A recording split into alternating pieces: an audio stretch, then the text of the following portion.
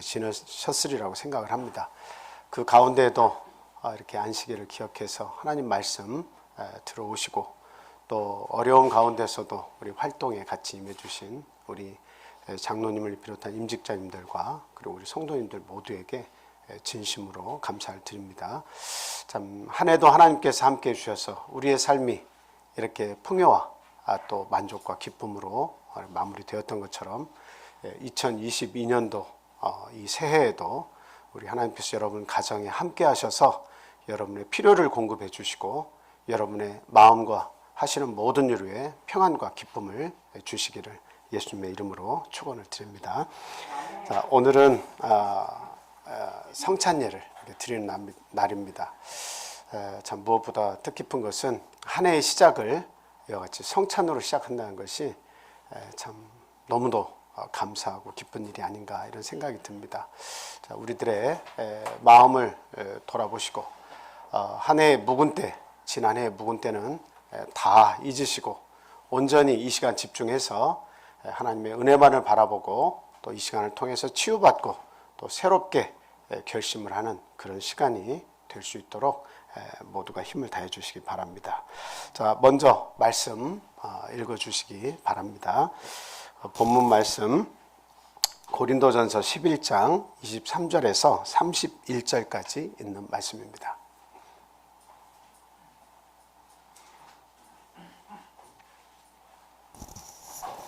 내가 너희에게 전한 것은 주께 받은 것이니 곧 주 예수께서 잡히시던 밤에 떡을 가지사 축사하시고 떼어 이르시되 이것은 너희를 위하는 내 몸이니 이것을 행하여 나를 기념하라 하시고 식후에 또한 그와 같이 잔을 가지시고 이르시되 이 잔은 내 피로 세운 새 언약이니 이것을 행하여 마실 때마다 나를 기념하라 하셨으니 너희가 이 떡을 먹으며 이 잔을 마실 때마다 주의 죽으심을 그가 오실 때까지 전하는 것이니라. 그러므로 누구든지 주의 떡이나 잔을 합당하지 않게 먹고 마시는 자는 주의 몸과 피에 대하여 죄를 짓는 것이니라. 사람이 자기를 살피고 그 후에야 이 떡을 먹고 이 잔을 마실지니 주의 몸을 분별하지 못하고 먹고 마시는 자는 자기의 죄를 먹고 마시는 것이니라. 그러므로 너희 중에 약한 자와 병든 자가 많고 잠자는 자도 적지 아니하니 우리가 우리를 살폈으면 판단을 받지 아니하려니와. 아멘. 저희들이 자주 읽는 성찬예 때마다 자주 읽는 그런 말씀이죠. 성찬이라고 하는 것은 예수님께서 붙잡히시고 또 십자가에 달려 돌아가시고 부활하시기 그 이전 바로 전 단계에 예수님께서 제자들과 함께 만찬을 이렇게 행하신 그것을 우리가 이제 성찬이라고 이렇게 이야기합니다. 성만찬 또 그렇게도 얘기하죠. 그래서 이 거룩한 예식을 제자들과 마지막 이렇게 나누셨는데 그때에 떡을 이렇게 나누셔가지고 그것을 제자들에게 다 주었습니다. 그리고 이것을 같이 먹는데 내 몸이라고 그렇게 이야기하고 그 축사를 하시고 나서 나눠주시고 같이 먹고 그 다음에 잔도 축사하시고 나서 그것을 또 나눠주시면서 내 피라고 그렇게 말씀하셨습니다. 물론 눈에 보이는 것은 떡이고 여전히 기도 후에도 포도즙이었지만 그러나 하나님의 영으로 성령께서 같이 역사하셨기 때문에 축사한 이후에는 그게 영적으로 우리 예수 그리스도의 몸이고 예수 그리스도의 보혈의 피가 되었다라고 하는 사실이죠. 그래서 그것을 먹고 마실 때마다 나의 죽음을 기념해 달라 이렇게 예수님께서 부탁을 하셨습니다. 그래서 초대교회부터 그 예수님께서 말씀하신 이후부터 그 성찬이라고 하는 것은 여러 번 이렇게 행해졌습니다. 마실 때마다 먹을 때마다 이 말은 한 번 하고 끝나라는 것이 아니라 이 예수님의 명령은 끊임없이 반복적으로 이 만찬을 행할 때마다 나의 죽음, 내 십자가, 내가 너희들을 얼마나 사랑하는지를 기억하고 기념하라는 거죠. 그래서 오늘날 저희들도 이 성만찬을 행할 때마다 예수 그리스도의 은혜와 십자가의 사랑을 우리가 기억하고 우리 주님께 감사하며 예식을 거행하고 있습니다. 그 한 번은 그 주인이 이솝이라고, 이솝 우화의 그 이솝 있죠? 그 이솝에게 그런 얘기를 했습니다. 목욕탕에 가서 그 사람이 몇 명이 있나 좀 알아보고 오거라, 이렇게 부탁을 했습니다. 그랬더니 이제 가다가 보니까 목욕탕 앞에 큰 돌뿌리가 있는데 사람들이 들어갈 때마다 계속 부딪혀서 넘어진단 말이죠. 그런데 어느 누구도 그 돌뿌리를 이렇게 캐내서 사람들을 안 다치게 하려고 하는 사람이 없었어요. 근데 가만히 숨어서 보다 보니까 마지막에 들어온 한 사람이 그 돌을 캐내어 가지고 넘어지는 일이 없도록 그 돌을 이렇게 옆으로 치워 놓고 목욕탕에 들어왔습니다. 그래서 이솝이 목욕탕 안에 사람들이 많이 들어가 있지만 그 보고 나서 주인에게 들어가가지고 그래 몇 명이나 있더냐라는 질문에 대답을 이렇게 했습니다. 한 사람밖에 없습니다. 한 사람밖에 없습니다. 그래? 이 시간에 한 사람밖에 없단 말이냐? 그랬더니 같이 그 목욕탕에 갔더니 사람들이 많이 있는 거예요. 왜 거짓말을 했냐고 물었더니 제가 볼 때는 사람다운 사람은 딱 한 사람밖에 없었습니다. 이렇게 얘기를 하는 거예요. 남을 위해서 희생하고 남을 위해서 자기의 참 유익을, 자기의 어떤 시간이나 노력이나 자기의 가진 모든 것을 희생해서 남을 이롭게 하려고 하는 사람들은 이 세상에 그렇게 흔치가 않습니다.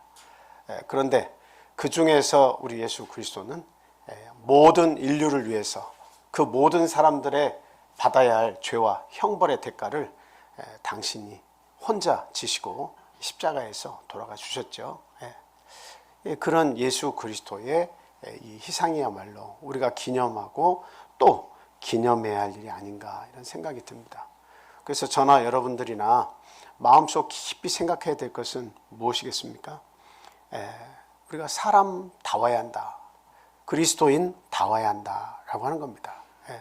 기독교인답다는 것은 무엇을 이야기합니까? 그것은 바로 하나님을 잘 아는 것입니다. 하나님을 잘 아는 거예요. 그래서 우리가 성찬을 행한다는 것은 하나님을 더 잘 안다고 하는 그런 의미가 이 속에 들어있어요. 우리 하나님의 뜻, 하나님의 생각, 인간을 어떻게 생각하고 계신가? 인간을 창조하셔서 그 기쁨이 이루 말할 수 없이 컸던 우리 하나님. 첫째 날부터 여섯째 날, 그 마지막 인간을 만드실 그 순간까지 그 모든 앞에 만든 것들을 인간에게 선물로 주시고 하나님은 보시기에 너무 좋았다고 반복하며 또 반복하며 말씀하셨습니다.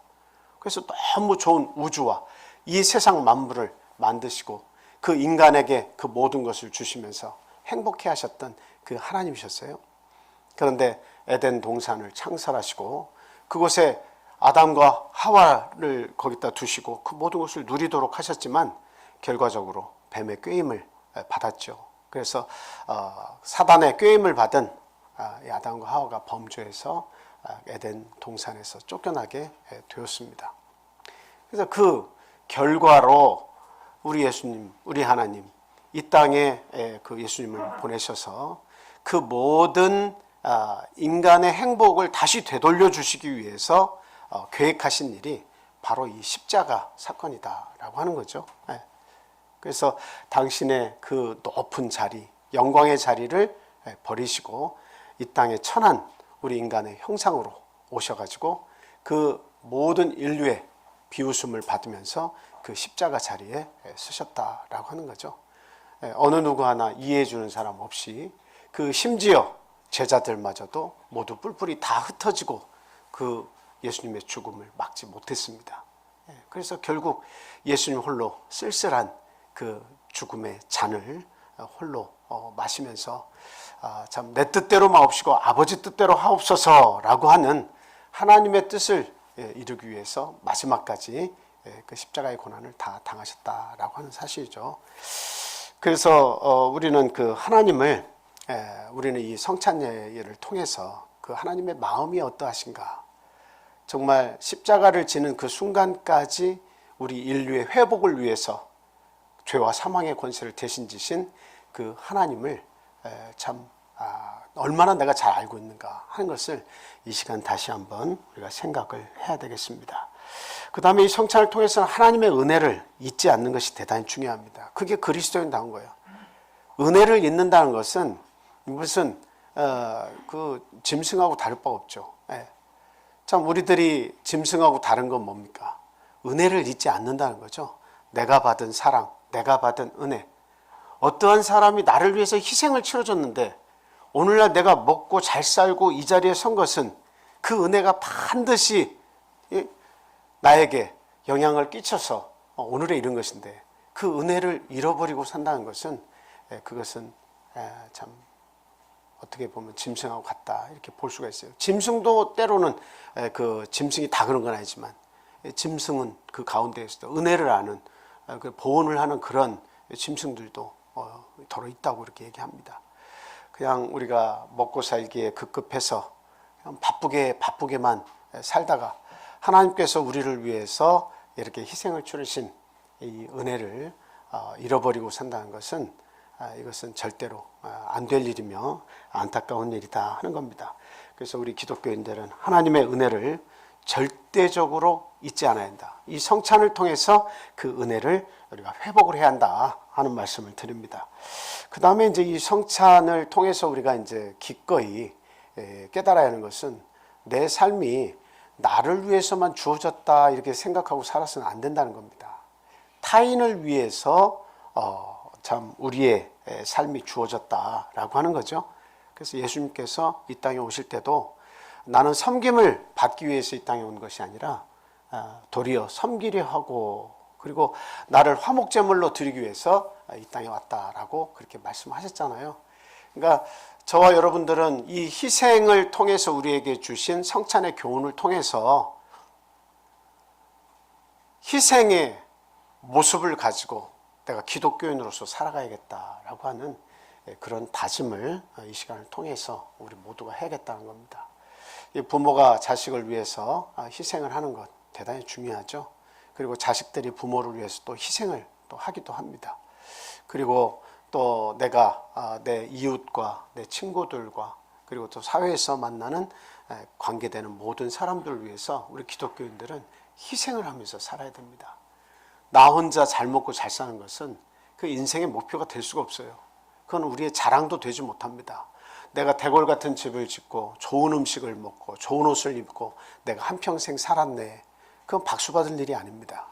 그런데 내가 누군가를 위해서 희생하고 누군가를 위해서 내 재물을 나누고 누군가를 위해서 내 음식을 나누고 누군가를 위해서 내 헌신이 거기에 들어갔다면 그 인생은 내가 칭찬해 주지 않더라도 우리 주변에서 그것을 칭찬해 주지 않더라도 하나님께서 기억하시고 그것을 반드시 갚아주신다 하는 겁니다. 그래서 우리의 인생은 지금 현재 이 생만 있는 것이 아니라 내 생이 돌아오는 생이 있다고 하는 것을 우리는 분명히 알아야 됩니다. 그래서 믿음이 필요한 거예요. 믿음이 없으면 이 세상 나 혼자 잘 먹고 열심히 사는 것이 중요하지만 그러나 이 죽음 이후에 새로운 생이 온다는 것을 믿는 그 믿음이 있는 사람은 희생하지 않고는 살 수가 없어요. 그 생을 준비하는 것이 이 희생과 사랑을 통해서 남을 섬기는 삶이기 때문에 내 생을 돌아오는 삶을 준비하는 그런 삶을 살 수밖에 없는 겁니다. 그래서 우리 기독교인들은 성찬을 통해서 하나님을 더욱더 알아가야 되겠고 하나님의 은혜를 다시 새겨야 되겠고 타인을 위해 희생하며 살겠다고 하는 그런 의지를 우리는 되새겨야겠다 하는 말씀을 드립니다. 자, 이제 그 재료에 대해서 먼저 하나씩 말씀을 드리겠습니다. 자, 먼저 성찬에 그 예수님께서 사용하신 그 재료는 무엇이냐? 출애굽기 12장 15절 말씀 한번 보겠습니다. 너희는 이레 동안 무교병을 먹을지니 그 첫날에 누룩을 너희 집에서 제하라. 무릇 첫날부터 일곱째 날까지 유교병을 먹는 자는 이스라엘에서 끊어지리라. 이렇게 얘기하고 있죠. 지금 저 말씀은 무엇이냐면 애굽에서 탈출할 때, 출애굽할 때 이스라엘 그 백성들을 애굽에서 놔주지 않으니까 10가지 재앙으로 이렇게 그 애굽을 쳤잖아요, 하나님께서. 그런데 그 마지막 재앙이 뭐죠? 장자를 하나님께서 죽이는 그런 재앙을 이렇게 주셨습니다. 왜 그러냐면 그 애굽 왕 파라오가 그 계속 이 히브리 민족을 내주지 않으니까 하나님께서 그 강도를 높이셨는데 그 마지막 강도가 뭐예요? 장자를 데려가시는 그런 재앙을 주신 겁니다. 참 우리가 어떻게 보면 왜 장자를 데려가? 하나님은 사랑이 많으신 하나님인데 왜 그 수많은 사람들이 장자를 이유도 없이 데려가? 이렇게 얘기하실 수가 있지만 결코 그렇지 않습니다. 그 애굽이라고 하는 그 나라의 그 바로뿐만이 아니라 그 파라오 밑에 있는 모든 백성들은 우상을 섬기고 하나님을 알지 못했어요. 그리고 하나님의 말씀을 두려워하지 않고 계속 하나님의 말씀에 정면 대항을 했다 이 말입니다. 그래서 마지막 재앙으로 그들을 굽히고 하나님께서 빼어난 백성으로 이스라엘 나라의 주인공을 삼을 이 히브리 민족을 이렇게 출애굽시키기 위해서 그 장자를 치는 재앙을 주셨죠.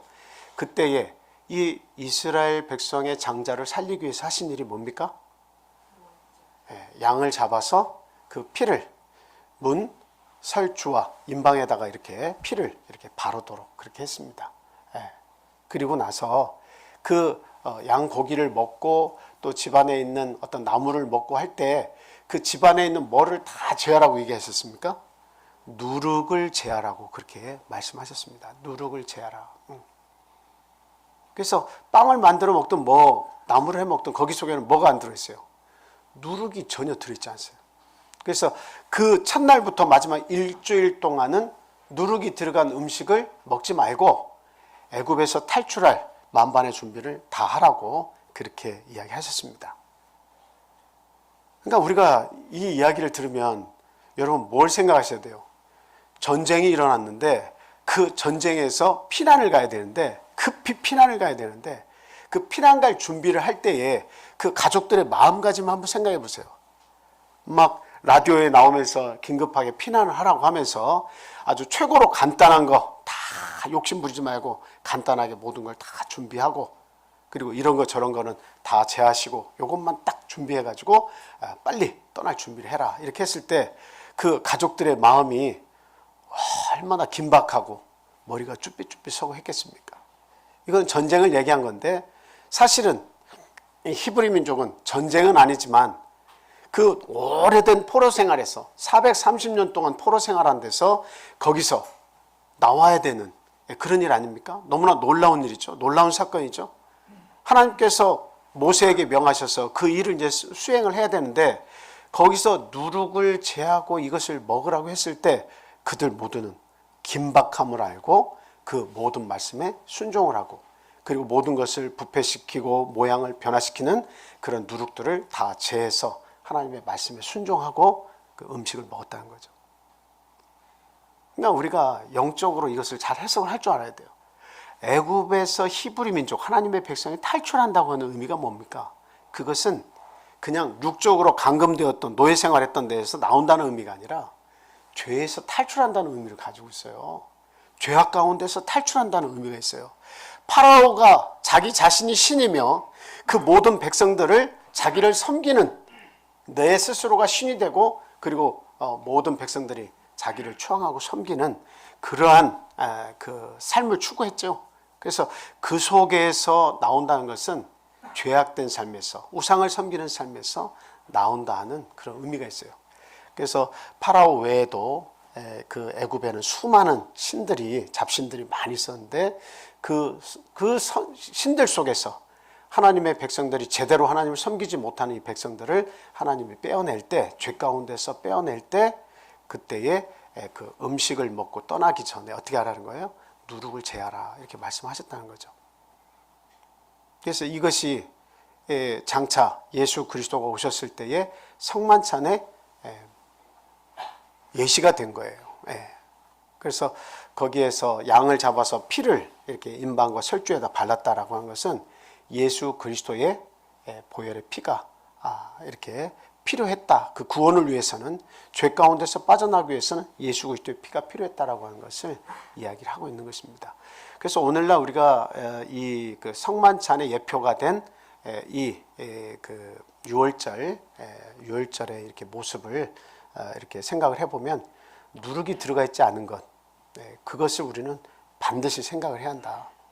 그래서 이 예수님의 몸을 뜻하는 이 그 우리가 떡을 이렇게 만들고 그것을 먹을 때 그 속에는 반드시 뭐가 제해져야 된다는 겁니까? 누룩이 죄져야 된다, 제해져야 된다라고 하는 겁니다. 과거에 많은 교회에서는 그 카스테라를 많이 사용했다고 말씀드렸죠. 그것은 누룩을 넣어서 그것을 부풀린 거예요. 그리고 맛을 내기 위해서 이것저것이 들어간 것입니다. 하나님께서는 항상 1.1핵이라도 더거나 빼거나 하지 말라는 것을 하나님은 좋아하십니다. 그래서 하나님께 제단을 쌓을 때도 그냥 돌을 가지고 와서 제단을 쌓으라고 했지, 그 제단에다가 뭐를 대지 말래요? 정을 대지 말라, 이렇게 말씀하셨어요. 그러니까 변형되는 것을 하나님은 싫어하세요. 하나님의 말씀 그대로, 이 성경 말씀이 보존이 되고 그 말씀이 모든 사람에게 그대로 전파되는 것을 좋아하시지, 거기에 무엇이 첨가되고 무엇이 빼지는 것을 좋아하지 않는다. 우리가 크리스마스도 뭐 지금 보니까 인도에서도 크리스마스를 지키더라고요. 지키는 사람도 있어요. 그래서 참 그 자기들의 종교가 있음에도 불구하고 크리스마스 날은 막 좋아하면서 별들을 달아놓고, 이 별은 아기 예수의 탄생을 상징하는 것인데 그 별들을 달아놓고 산타클로스 복장을 하면서 각 가정들을 돌아다니면서 기부금을 받아가지고 행사를 하는 그런 모임들이 인도에도 있어요. 인도에만 있겠습니까? 많은 나라들이 있죠. 근데 우리가 하나님께서 이건 더 좋아하실 거야, 우리들이 한 날을 잡아서 더 축복하고 하나님의 은혜를 받기 위해서 이 날을 섬기는 게 이게 뭐가 문제야, 이렇게 저렇게 생각과 이유를 다 만들어서 그런 날들을 우리가 지킬 수도 있어요. 근데 이 자체를 하나님께서 좋아하시냐, 이 말입니다. 더하거나 빼지도 말라는 말씀은 하나님께서 하라 하면 하는 것이고, 하나님께서 하지 말라고 하는 것은 안 하는 것입니다. 그게 진리예요. 그런데 이 세상의 흐름을 보면 사람의 마음과 생각이 전달이 되어서 많은 것들이 변형이 돼가고 있다라고 하는 겁니다. 이게 뭐의 역할이에요? 누룩의 역할입니다. 누룩은 빵 반죽에 들어가면 어떻게 해요? 이스트가 들어가면 빵이 부풀려져요. 모양이 변형됩니다. 맛이 바뀝니다. 그리고 카스테라 같은 것은 거기에다가 조미료를 첨가해요. 단맛을 내기 위해서 설탕도 들어가고 또 약간의 소금도 들어가고 그리고 또 향신료도 들어가고 이런 것 저것들이 들어가서 이 하나의 카스테라가 됩니다. 그래서 성찬회 갈 때 이것은 주의 몸이라고 축사하고 그것을 나눕니다. 그것은 바람직하지 않죠. 불순물이 많이 들어간 것을 예로 사용하면서 축사를 하고 이것이 예수 그리스도의 몸이고 이것을 함께 나누자고 하는 것은 이것은 순수하지가 못해요. 그래서 우리 예수님은 그 유월절 때 모든 누룩을 다 제하라고 하셨던 겁니다. 변화를 주는, 모양을 변화시키는 그런 이스트들 모두 다 삶 속에서 제거하라고 얘기하셨어요.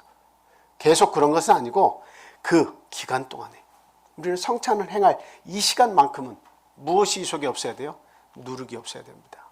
그래서 우리가 예수님의 몸으로 축사하고 먹는 그 음식에도 누룩이 들어가면 안 되지만 특히 우리가 생각해야 되는 것은 영적으로 우리의 삶 속에 누룩을 제거해야겠다 하는 것이 대단히 중요합니다.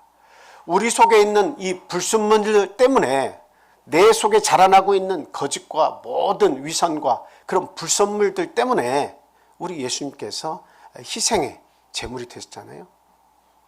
그런데 당신의 몸과 피를 주시면서 우리에게 요구하시는 것은 내 속에 있는 세상 속의 찌꺼기들을 다 제거하는 겁니다. 누룩을 제하는 그런 삶을 살아달라는 거죠. 자, 고린도전서 5장 7절 8절 말씀 보겠습니다. 너희는 누룩 없는 자인데 새 덩어리가 되기 위하여 묵은 누룩을 내버리라. 우리의 유월절 양 곧 그리스도께서 희생되셨느니라. 이러므로 우리가 명절을 지키되 묵은 누룩으로도 말고 악하고 악의에 찬 누룩으로도 말고 누룩이 없이 오직 순전함과 진실함의 떡으로 하자. 예. 그래서 이 재료 안에도 누룩이 없어야겠고 이 음식을 축사하고 주님의 몸으로 먹고 마시는 우리의 삶 속에도 앞으로 누룩이 자리 잡지 않도록 우리가 힘을 다해야겠다, 이런 말씀을 드립니다. 자, 그래서 누룩 없는 한 개의 누룩 없는 떡과 그 한 잔의 누룩 없는 그 포도즙을 저희들이 사용합니다. 전에는 포도주를 사용했어요. 저희들 교회가 그랬다는 게 아니고 많은 교회에서 포도주를 쉽게 이렇게 구할 수가 있으니까 포도즙을 사용하리라는 생각을 못하고 포도주를 사용을 많이 했습니다. 그런데 이제 그 성만찬에 관해서 나중에 이제 그 콘스탄티누스 황제 이후에 이 로마가 이렇게 분열이 되면서 동로마 서로마 나오면서 이 소로마에서는 성찬할 때 누룩을 이렇게 제하는 그러한 성찬을 행했지만 반대편에서는 누룩이 있어도 그것을 사용하는 그런 예식을 이렇게 사용하게 되고 조금씩 어때요? 변형이 온 겁니다. 변형이 왔어요. 근데 우리가 하나님의 말씀을 기초해서 생각을 할 때에 어느 것이 옳으냐를 항상 생각을 해야지, 결과적으로 오늘에 이르는 것은 이게 맞으니까 이렇게 바뀐 게 아니냐, 이렇게 생각을 해서는 안 돼요. 그러면 왜 그 구교에 대항해서, 카톨릭에 대항해서 왜 신교가 왜 나왔겠습니까? 그것이 다 맞다고 항상 생각하면 왜 새로운 개혁이 왜 일어나겠어요?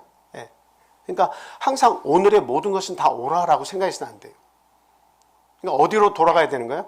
사도시대 때로 돌아가고 또 예수님의 말씀에 비춰보고, 그리고 구약시대 그 그림자된 구약시대의 모습을 우리가 비교해 보면 어느 말씀이 맞는가 하는 것은 우리는 분명히 알 수가 있다는 거죠.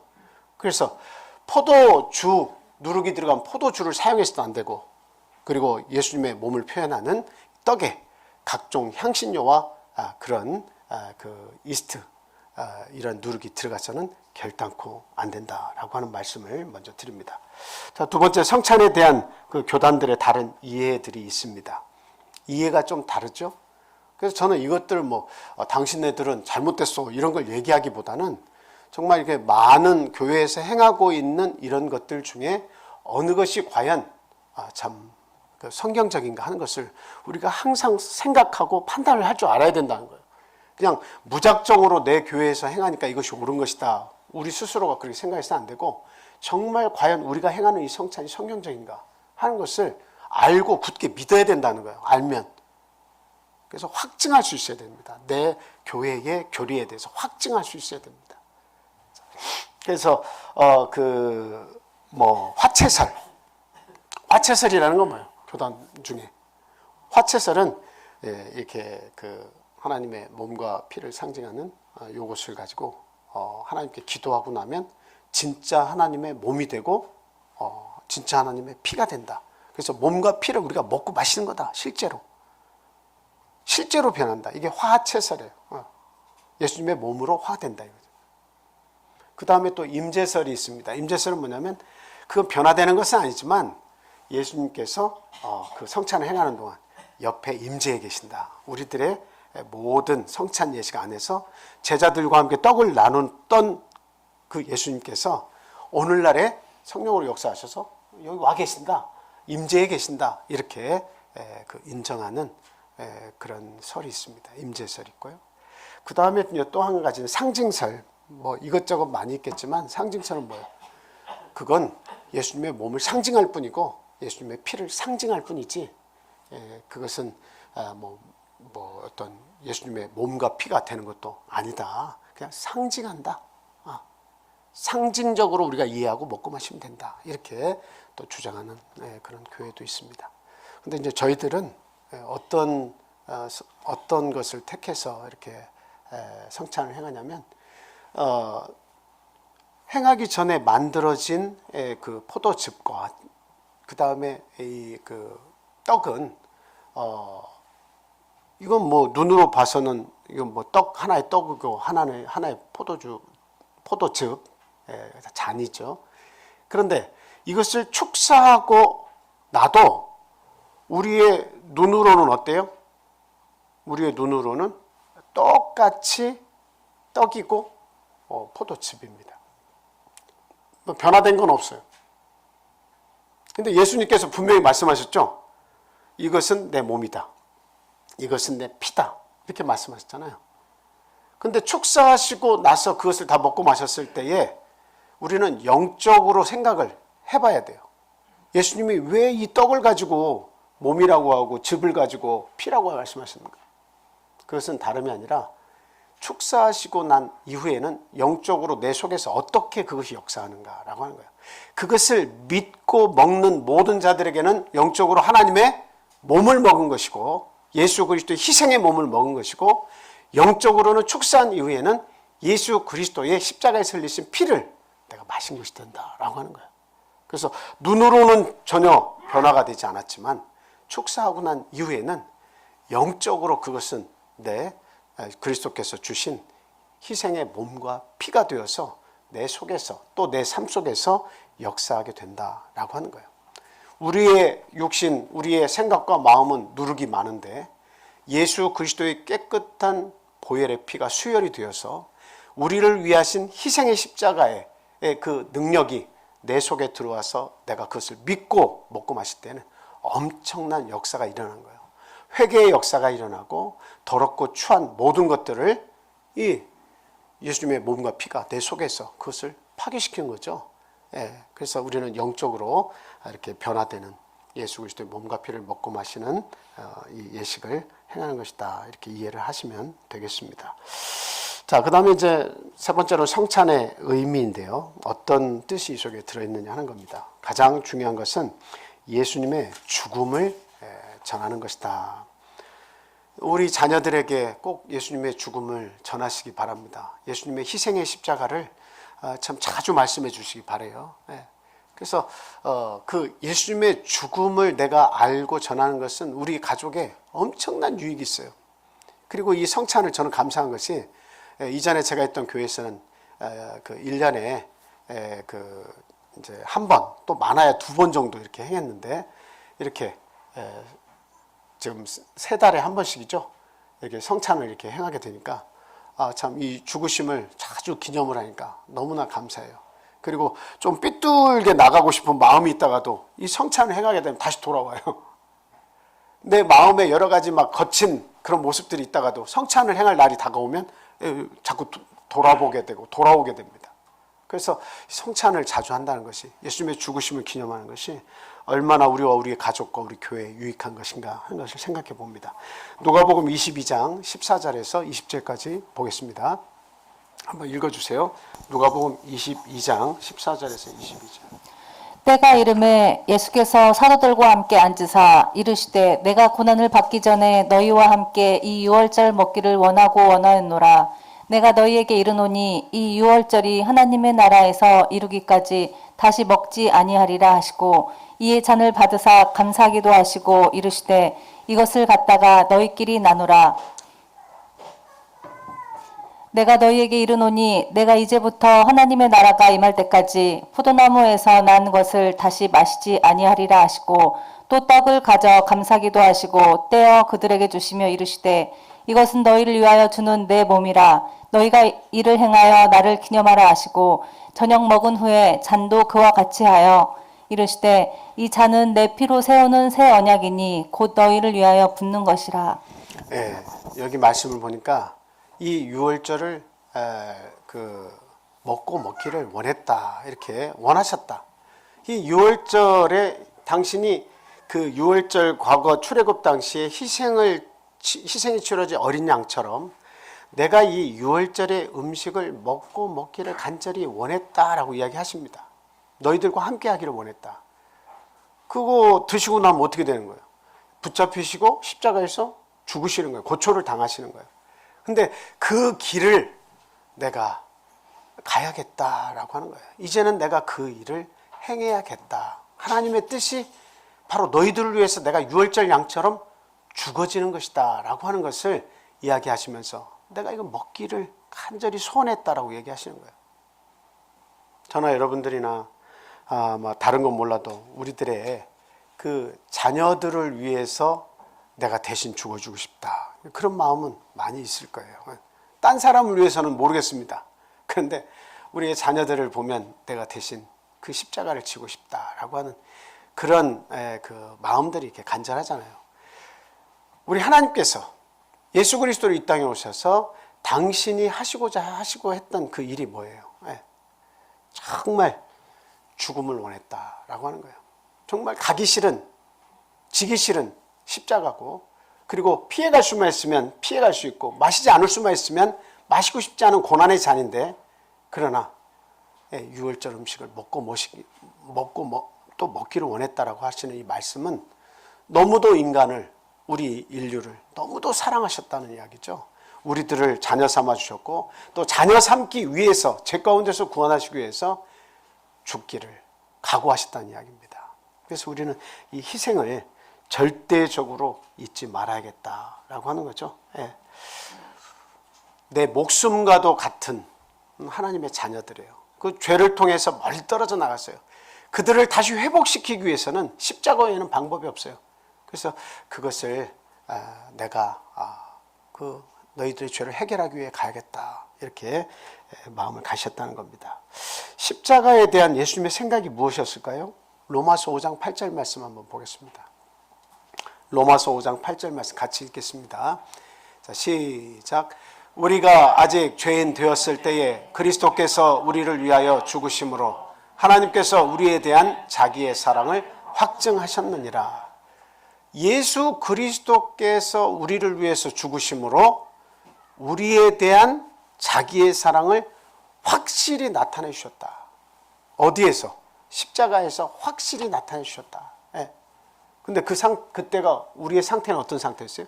죄인의 상태였다라고 하는 겁니다. 우리 죄가 뭔지도 모르고 살아.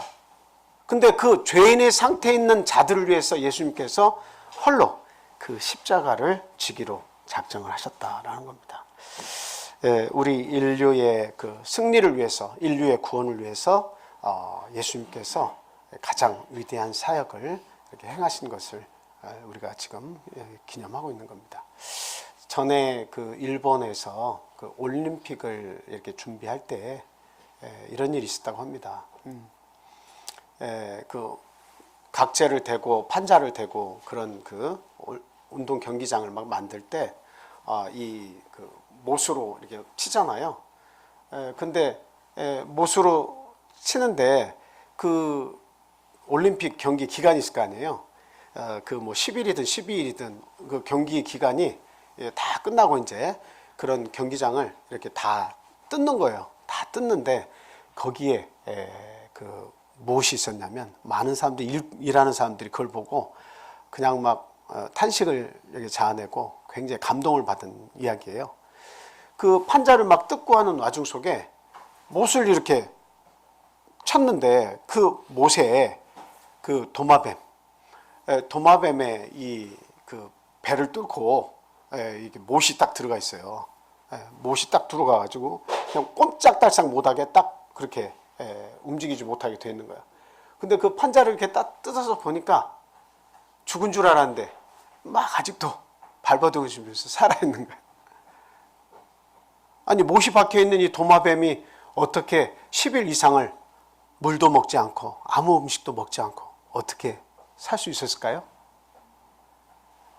그래서 그것을 뜯지 않고 다른 데 이렇게 뜯으면서 중간중간에 그걸 살펴보니까 다른 도마뱀이 와가지고 먹이를 가지고 와서 주고 어미인지 누군지는 잘 모르겠습니다.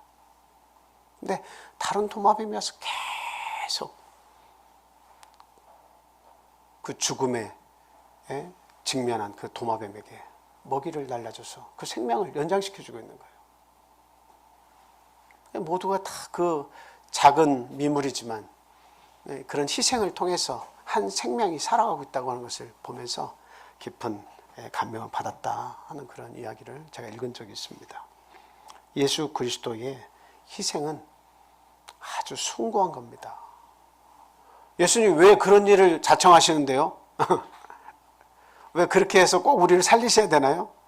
우리는 이해가 되지 않고 예수님이 왜 그런 고난을 나를 위해서 받으셨다고 하지? 그렇게 생각할 수 있어요. 우리가 종종 우리 부모에 대해서 엄마 나한테 관심 가지 마. 왜 그런 희생을 해? 엄마 위해 살아. 아빠 위해 살아. 왜 나중에 우리를 위해서 죽었다고, 우리를 위해서 희생했다고, 왜 그런 말 왜 해? 그런 말 하지 마. 그런 자식들도 있어요. 그러나 이런저런 생각, 그런 것과 관계없이 우리 부모들은 끊임없이 내 자녀를 생각하고 또 생각하고 또 생각합니다. 어떻게 해서 내 자녀를 위해서 희생하고 죽을 것인가? 그것에만 목표를 두고 살아요. 그게 숭고한 희생이다라고 하는 거예요. 우리 예수님은 오늘날 저와 여러분들의 멸망을 원치 않습니다. 죄와 사망이 그 낳은 결과가 얼마나 혹독하고 두렵고 무서운 것인지를 예수님은 너무도 잘 아세요. 하나님께서 심판 후에 갈 모든 것을 하나님 만들어 놓으셨기 때문에 그 혹독한 저주의 결말을 하나님, 우리 예수님보다 더 잘 아는 분은 안 계신 거예요. 너무도 잘 알고 있어요. 그래서 그 저주와 사망의 곳에서 우리들 멸망 안 되도록 회개시키고, 그리고 이 십자가의 믿음을 받아들여서 구원 얻기를 간절히 소망하면서 이 유월절 음식, 그 죽음을 향한 길을 재촉하셨다는 거예요.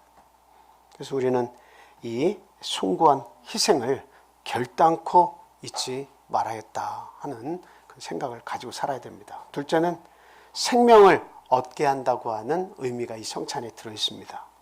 생명보다 더 소중한 것은 없죠. 요한복음 6장 47절에서 58절 말씀 한번 읽어주시기 바랍니다. 요한복음 6장 읽어주세요. 진실로 진실로 너희에게 이르노니 믿는 자는 영생을 가졌나니 내가 곧 생명의 떡이니라. 너희 조상들은 광야에서 만나를 먹었어도 죽었거니와 이는 하늘에서 내려오는 떡이니 사람으로 하여금 먹고 죽지 아니하게 하는 것이니라. 나는 하늘에서 내려온 살아있는 떡이니 사람이 이 떡을 먹으면 영생하리라. 내가 줄 떡은 곧 세상의 생명을 위한 내 살이니라 하시니라. 그러므로 유대인들이 서로 다투어 이르되 이 사람이 어찌 능히 자기 살을 우리에게 주어 먹게 하겠느냐. 예수께서 이르시되 내가 진실로 진실로 너희에게 이르노니 인자의 살을 먹지 아니하고 인자의 피를 마시지 아니하면 너희 속에 생명이 없느니라. 내 살을 먹고 내 피를 마시는 자는 영생을 가졌고 마지막 날에 내가 그를 다시 살리리니 내 살은 참된 양식이요 내 피는 참된 음료로다. 내 살을 먹고 내 피를 마시는 자는 내 안에 거하고 나도 그의 안에 거하나니 살아계신 아버지께서 나를 보내심에 내가 아버지로 말미암아 사는 것 같이 나를 먹는 그 사람도 나로 말미암아 살리라.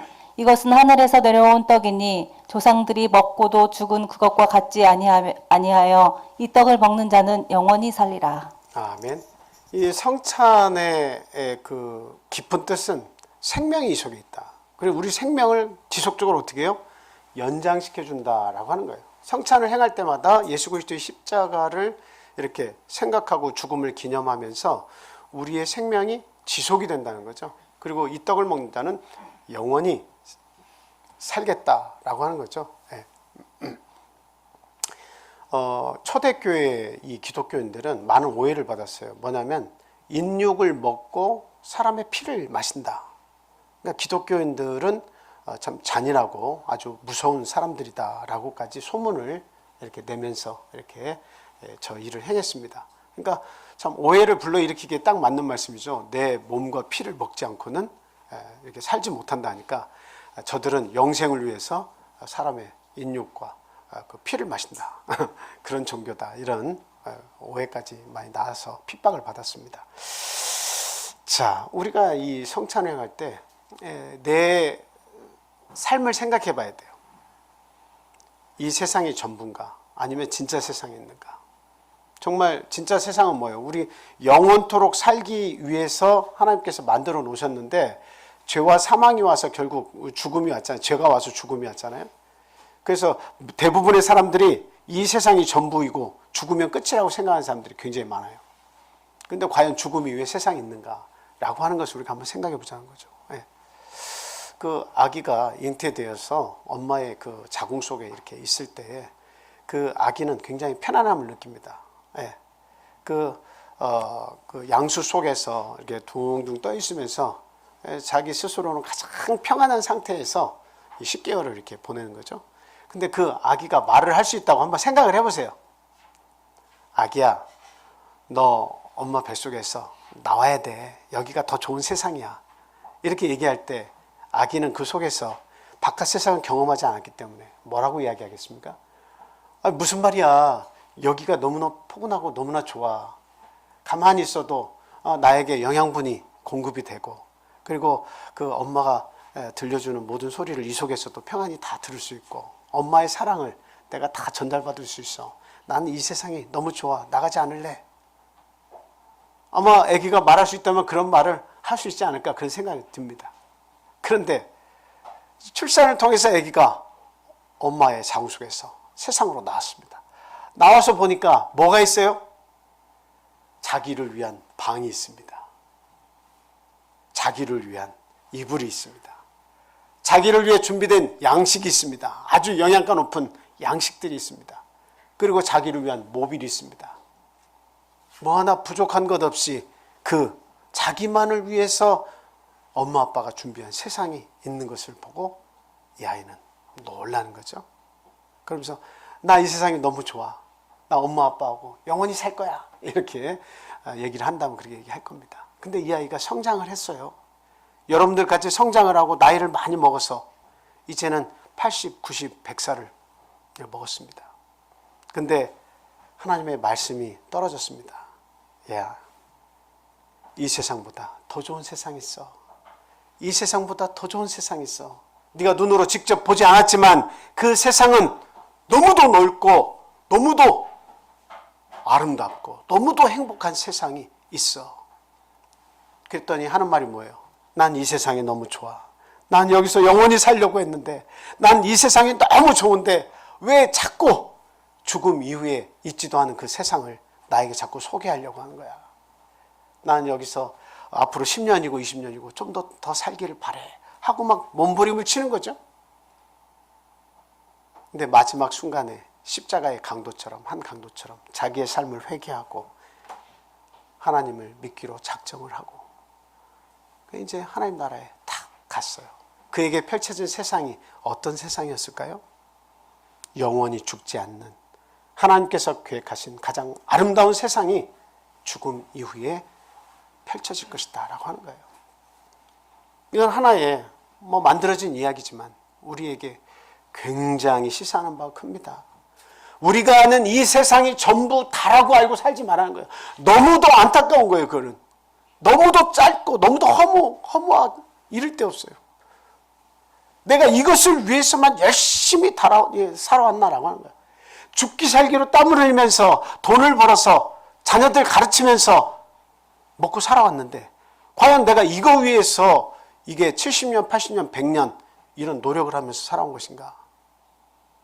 제가 볼 때는 인생이 거기에 딱 붙잡혀서 먹고 마시고 집 사고 평생 달고서 집 하나 마련하고 그 남기고 떠나는 것이 이것이 나의 인생인가?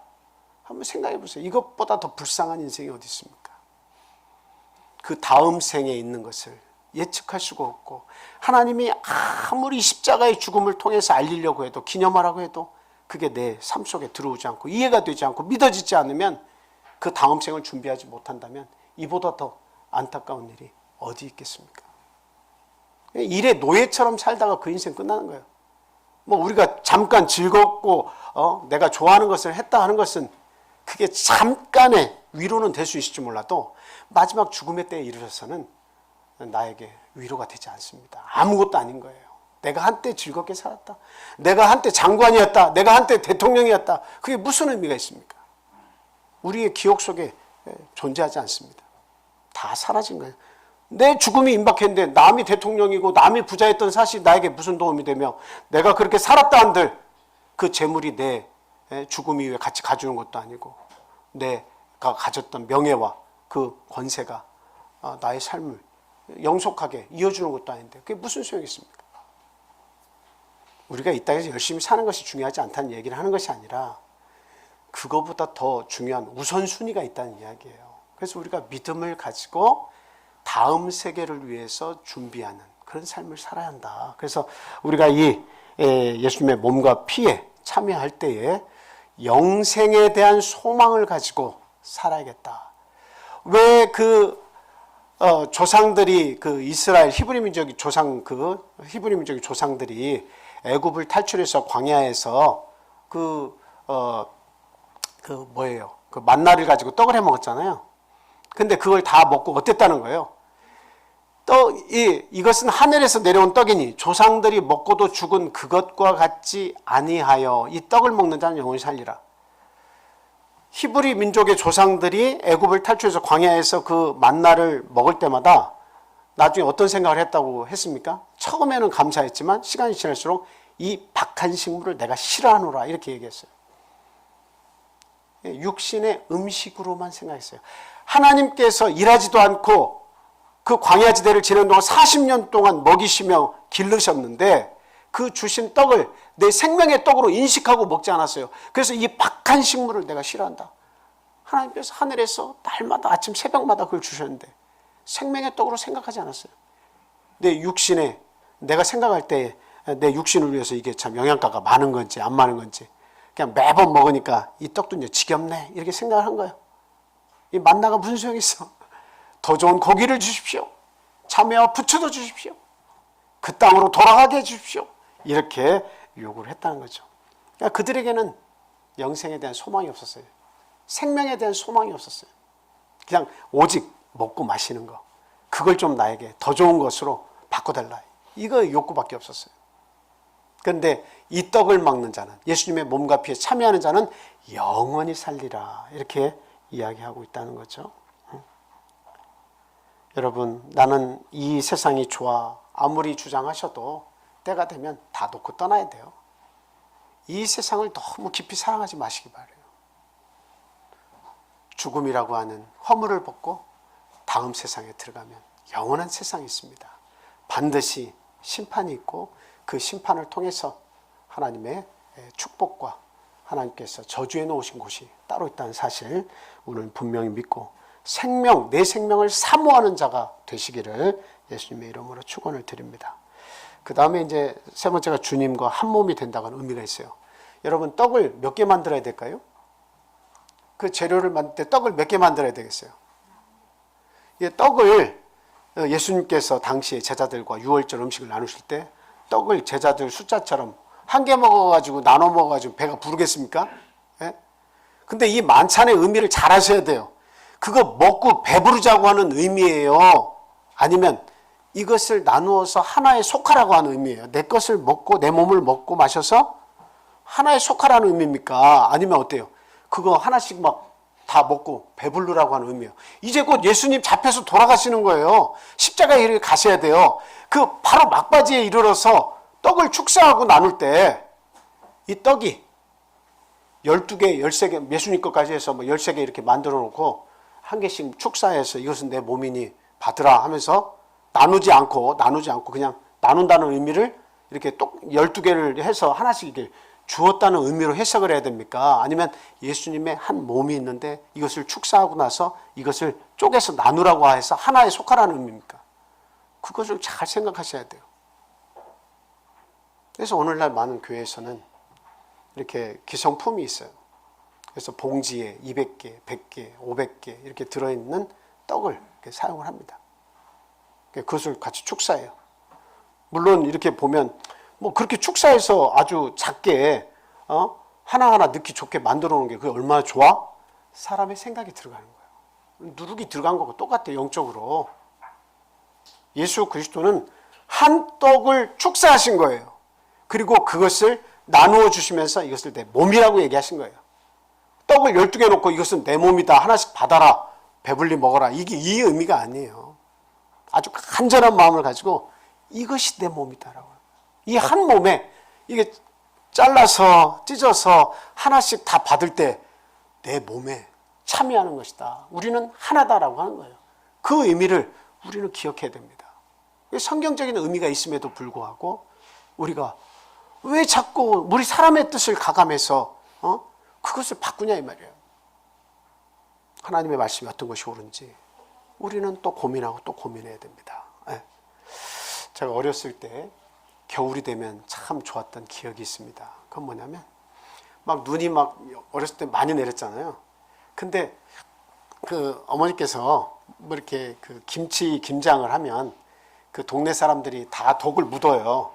독을 묻는데 그 땅을 이렇게 파가지고 거기다가 이제 그 비닐로 포대 있죠? 비료 포대에 거기다가 무 같은 걸 막 집어넣어가지고 그 속에다가 이렇게 묻어두고 이렇게 지푸라기 이런 걸로 막 이렇게 다 묻어둔다. 흙을 높이 쌓아서 놓으면 겨울 때 심심하고 먹을 것이 없을 때는 이제 저한테 어머니가 야 우리 무 가지러 가자 이렇게 해가지고 이제 가면 눈 치우고 막 해가지고 흙을 파가지고 그 비료 포대에서 긴 무를 이렇게 가지고 옵니다. 그러면 가족들이 다 한 이불 속에 그 조그마한 요만한 방 하나에 가족들이 다 형제자매가 모여가지고 이불을 그냥 넓은 이불을 이렇게 해가지고 발을 넣고 나서 뜨끈뜨끈한 그 방 아궁이 그 불댄 위에서 앉아가지고 그 어머니가 이제 그 무를 깎아가지고 막 길게 썰어주십니다. 그러면 그것을 아삭아삭 먹을 때 그렇게 달고 그렇게 맛있을 수가 없어요. 그냥 모두가 다 행복해요. 가족들. 거기에 뭐 특별한 어떤 맛이 가미된 것도 아니고 거기에 막 아주 귀한 음식이 가미된 것도 아닌데 그 길다랗게 썰린 이 무를 먹으면서 온 가족이 행복했다라고 하는 겁니다. 근데 뭐 대수라고 무 하나가 뭐 대수라고 그 한 조각을 먹으면서 그렇게 행복해하고 그렇게 좋았습니까? 그것은 하나라고 하는데 의미가 있어요. 가족이 하나다. 가족이 하나 될 때 행복합니다. 가족의 마음이 이리저리 마음이 갈라지면 그 가정은 불행한 거예요. 자식들 마음 따로, 부모 마음 따로, 부부 역시도 남편 마음 따로, 아내 마음 따로 각각의 마음들을 가지고 살면 그 가정은 불행한 거예요. 가정이 행복하려면 하나가 되려면 어떻게 됩니까? 남아있는 모든 구성원들이 하나가 되기를 위해 힘써야 된다 이 말이에요. 어떻게 됐든 가족 구성원들이 하나가 될 수 있도록 노력을 기울여야 되겠다라고 하는 겁니다. 그래서 예수님께서 마지막에 행하신 이 성찬의 의미 가운데 뜨거운 것은 무엇이냐면 내 몸과 피를 다 같이 나누어 마시면 나는 네 속에서 살겠고 먹고 마시는 너희들은 또 내 속에서 와서 살 것이다. 하나님이 보장해 주겠다. 내가 너희의 삶을 보장해 주겠다. 네 속에 들어가고 너희는 내 속에 들어오고 우리가 하나가 돼서 살겠다는 거죠. 네.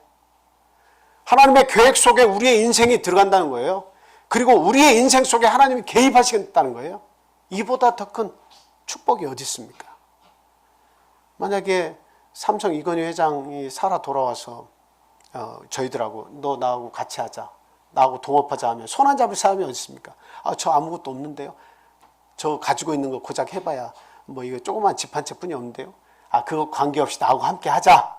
그럼 어떻게 해요? 옛다고 그 손 잡는 거예요. 그게 지혜예요. 하나님께서 오늘날 우리들에게 손을 내미시는 거예요. 나는 미천하고 나는 연약하고 나는 죄 가운데 있지만 하나님이 우리를 사랑하셔서 손을 내미시면서 네 인생에 대해서 내가 개입하고 싶고 너의 인생을 축복하고 싶으니 내 손을 붙잡으라 라고 손을 내밀고 계신 거예요. 얼른 붙잡아야 그 지혜예요.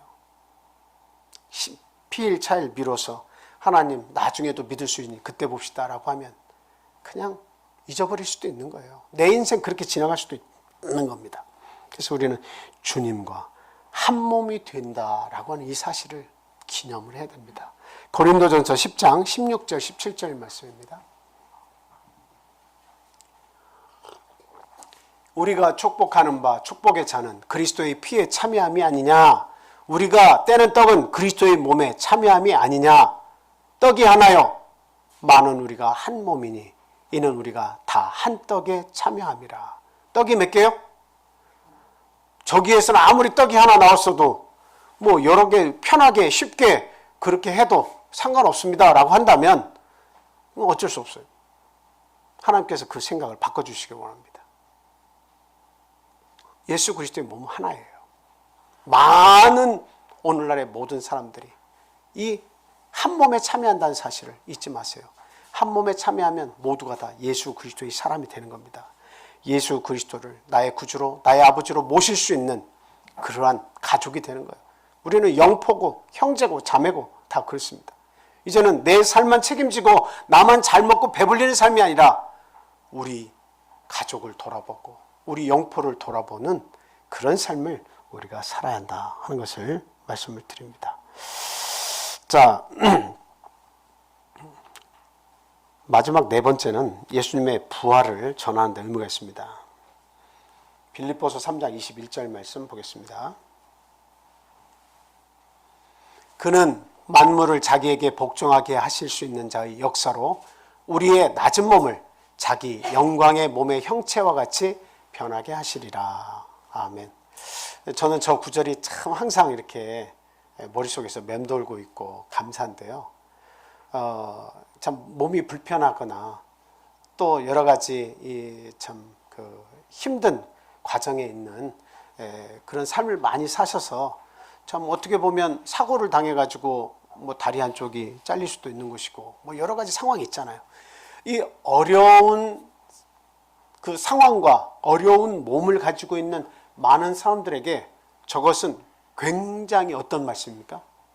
아주 이게 참 센세이션을 일으키는 말씀이에요. 바람을 일으키는 거예요. 우리의 낮은 몸을 자기 영광의 몸의 형체와 같이 변하게 하시리라. 우리는 저 모습을 잘 몰라요. 아무리 설명해도 단지 예수 그리스도께서 죽었다가 사흘 만에 부활하신 모습을 보면서 아, 부활하신 몸이 이렇구나. 이걸 아는 거예요. 마리아와 그 막달라 마리아 그 예수님의 어머니 마리아가 향품을 예비해 가지고 이렇게 갔는데 예수님 부활하신 사실을 이렇게 알았죠. 그리고 나타나셔서 그들에게 나타나셨을 때 내 몸에 손대지 말라. 아버지께도 내가 보여드리지 않았다라고 이야기하셨잖아요. 그 영광의 형체라고 하는 것이 도대체 어떤 모습일까 많이 궁금합니다. 근데 우리가 또 하나 알 수 있는 것은 예수 그리스도께서 그 베드로와 야고보와 요한을 데리시고 변화산에 올라가셨을 때 이 흰 광채를 입으시고 그 모세와 엘리야를 만나서 이야기하시는 그 장면을 복음서에 소개하고 있잖아요. 거기에서 우리가 힌트를 좀 얻습니다. 영광의 형체를 가지고 계시다는 거예요. 흰 옷을 입으시고 영광의 형체를 가지고 계시다는 거죠. 그리고 또 우리가 힌트를 얻을 수 있는 부분이 어디예요? 에덴 동산입니다. 에덴 동산에서는 그 아무것도 입지 않았어요. 나중에 범죄하고 나서 벗었는 것을 깨닫고 무화과 잎으로 자기의 수치를 가렸다. 이렇게 얘기하고 있잖아요. 그러니까 에덴 동산에 있었을 때는 처음에 뭘 입었어요, 안 입었어요? 입었어요, 안 입었어요? 우리의 눈으로 생각하는 이 옷은 안 입었지만 입고 있는 게 있었어요. 그 입고 있는 게 뭐였을까요? 영광의 형체입니다. 영광의 형체가 있었기 때문에 부끄러움을 느끼지 않았어요. 영광이 있기 때문에 빛의 모습이 있다는 거예요. 근데 그 영광을 잃어버리니까 수치가 드러난 거예요. 그 벗었음을 깨닫고 했을 때는 뭐예요? 범죄에서 선악과를 따먹고 나서 범죄했을 때 영광이 사라진 거예요. 하나님께서 주신 영광이 사라진 거예요. 그래서 결국은 어때요? 영광이 사라지니까 그 수치를 가리기 위한 역사가 계속되는 거죠. 숨기고. 그래서 마지막 때 저 모습을 생각하면 낮은 몸을 자기 영광의 몸의 형체와 같이 변하게 하시리라. 이게 바로 하나님 뜻이고 예수님 뜻입니다. 영광을 우리에게 다시 주시겠다는 거예요. 영광 없이 살아갔던 너희들, 죄를 숨기기에 급박했던 너희들의 모습이 아니라 하나님 나의 영광이 내 자녀된 너희들에게 그 영광을 너에게 주겠다라고 하는 거예요. 그래서 제가 항상 좋아하는 한자를 여러분들에게 소개를 여러 번 했지만 영화로울 영자가 어떻게 생겼어요? 그 한자는 그 조상 대대로 들려지는 그것을 구전에 의해서든 아니면 어떤 기록을 계속 전수해가지고 그 뜻을 거기다 넣어서 만든 그런 글자들이 상당히 많죠.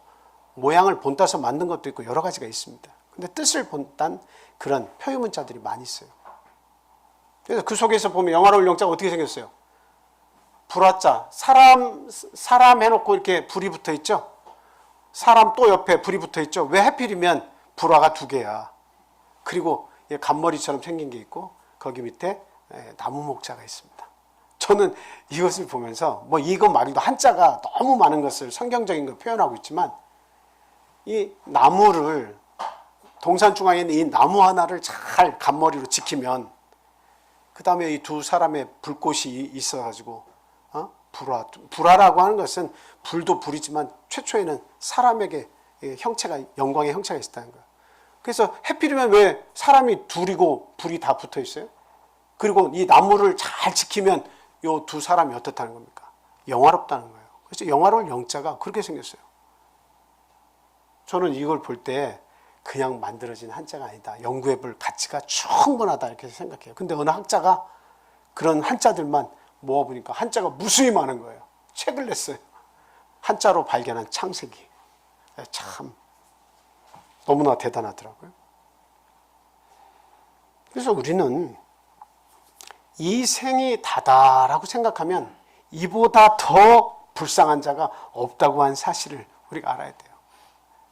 그래서 영광의 형체라고 하는 것은 우리가 쉽게 생각해 볼 때 수박씨 하나에는 영광이 없지만 그걸 심어가지고 나타나는 열매를 보면 영광을 알 수가 있는 거야. 검정 씨앗 하나 심었는데 이게 뭐야? 노란 씨 하나 심었는데 이 참외가 뭐야?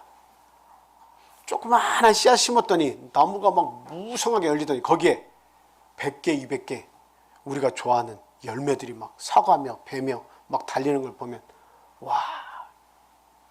근데 저는 자주 설명을 하지만 옥수수를 예를 많이 듭니다. 옥수수 나달 알갱이는 땅에 심겨질 때는 별 가치가 없고 별 모습이 없지만 그것이 죽고 난 이후에 그 자기의 형체를 버리고 나서 그 속에서 줄기가 올라와 가지고 뿌리를 내리고 줄기가 올라와서 맺는 그 진짜 옥수수의 모습을 보면 저는 와, 한탄합니다. 하나님의 계획이 여기에 있구나. 만물을 통해서 알게 해주셨구나. 그냥 나달 알갱이 하나가 죽었는데 진짜 모습은 뭐예요? 나달 알갱이 하나의 모습이 아니죠. 낮은 가치 없는 모습이 아니죠. 200개, 300개의 많은 나달들이 딱 붙어서 거기에 솜털과 그 다음에 거죽이 딱 붙어 있어서 그것들이 한 개도 아니고 막 여기저기 붙어 있어요. 그래서 우리는 이 형체를 가지고 영광의 형체를 알 수가 없어. 가늠할 수가 없다. 다만 그런 세상에 나타난 모든 만물들이 하나님의 세상을 다 보여주고 있다는 것을 우리가 이해하고 생각을 해본다면 내가 죽어서 영원한 하나님 나라에 갔을 때 하나님께서 우리에게 주실 영광의 형체는 이거는 비교 불가능하다라고 하는 거예요. 어느 것과도 비교 불가능하다. 그래서 우리는 이 부활을 사모하면서 내 모습이 어떻게 아름다운 형체로 어떤 영광의 형체로 변화될 것인가에 대한 소망을 가지고 살아야겠다. 이 땅 잠깐이면 지나갑니다. 그리고 또 잠깐 지나간 제가 아는 많은 분들은 그냥 예기치 않은 사고로 먼저 다 떠나시는 분들도 너무 많이 있어요. 저희 어머니도 그렇고 예기치 않은 사고 계획도 안 했는데 원하지도 않았는데 사고가 일어나서 먼저 하나님께서 데려가십니다. 오늘 밤 내가 자고 있을 때 하나님께서 얘야 오늘은 네 차례다. 네가 나에게 와야겠다 라고 하시면 모든 거 그 순간 스탑하고 놓고 가야 되는 거예요. 그게 우리 인생이에요. 그걸 아셔야 돼. 그게 지혜예요. 그걸 알고 대비하는 게 그게 정말 중요한 거예요. 영원히 살 것처럼 생각하고 구두방에 가서 내가 몇 월 며칠 연말에 이런 모임이 있는데 그 연말에 신고 갈 내 구두 하나 만들어 주시오.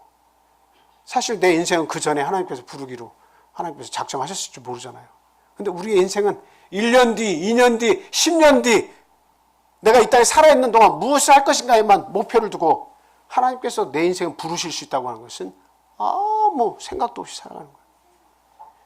우리 믿는 사람들은 이 생이 다면 우리는 더욱 불쌍한 자라는 것을 아셔야 됩니다.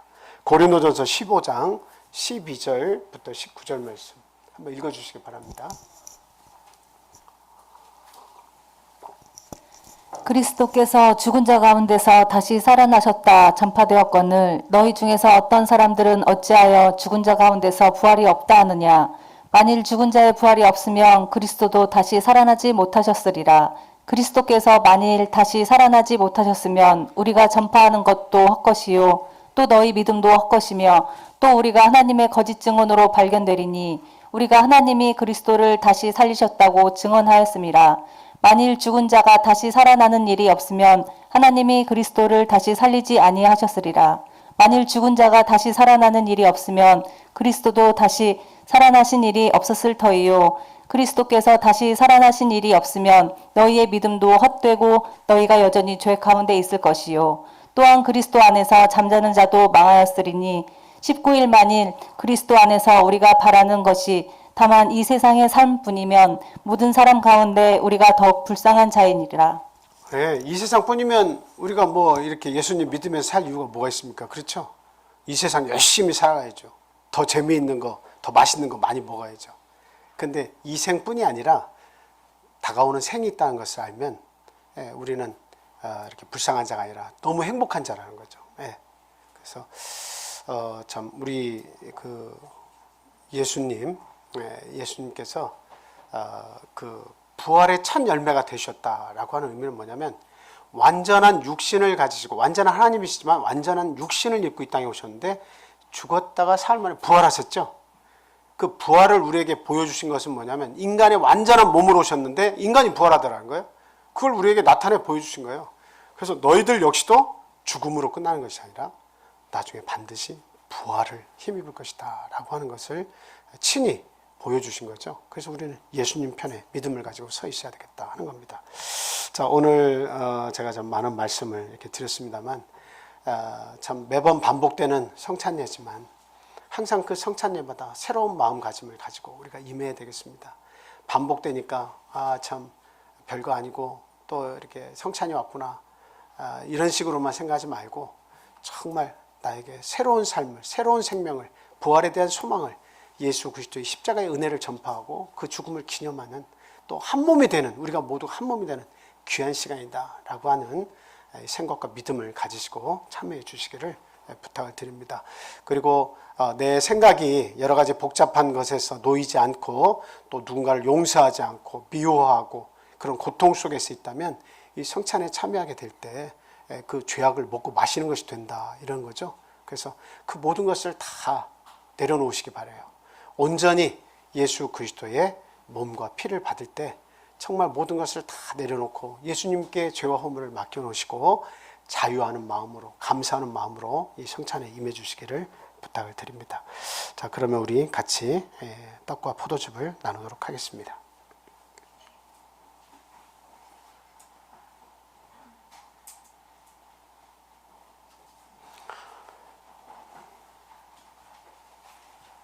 (147장)